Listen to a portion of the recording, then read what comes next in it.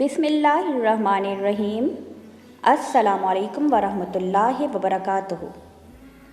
मुजरब आसान वज़ाइफ के नाज़रीन, उम्मीद है आप सब लोग खैरियत से होंगे और अल्लाह से दुआ है कि आप सबको अपने हिफ्ज़ व अमान में रखे और आप सबकी जायज़ और शरई हाजात को पूरा करे, आमीन।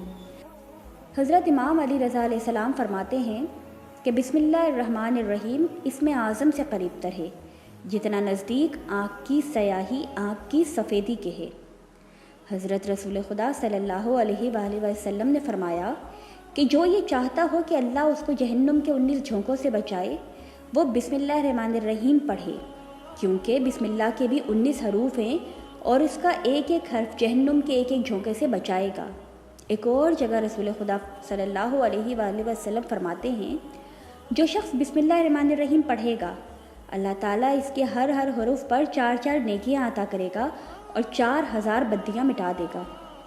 एक और जगह रसूलुल्लाह सल्लल्लाहु अलैहि वसल्लम ने फरमाया कि जब मोमिन पूरे सरात से गुजरेगा तो बिस्मिल्लाह कहेगी कि तूने दोज़ख की भड़क बुझा दी है, और दोज़ख कहेगी कि गुजर जाए मोमिन, तूने मेरी भड़क को बुझा दिया है। आज का ये अमल बिस्मिल्लाहिर्रहमानिर्रहीम का ही है।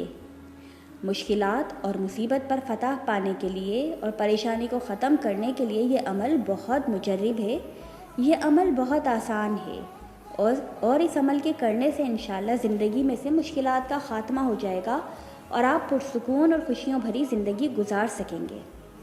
इससे पहले कि मैं आपको ये अमल बताऊं, मेरे चैनल को सब्सक्राइब कर लें और बेल के आइकन को प्रेस कर लें ताकि हर आने वाली नई वीडियो आपको वक्त पर मिल सके। अमल ये है, रोज़ाना हर फ़र्ज़ नमाज के बाद ये अमल अपना मामूल बना लें। हर फ़र्ज़ नमाज के बाद ये दुआ 19 दफ़ा पढ़नी है। दुआ ये है, निजात मिनका या सैयदुल करीम बेहक़्क़े बिस्मिल्लाहिर्रहमानिर्रहीम।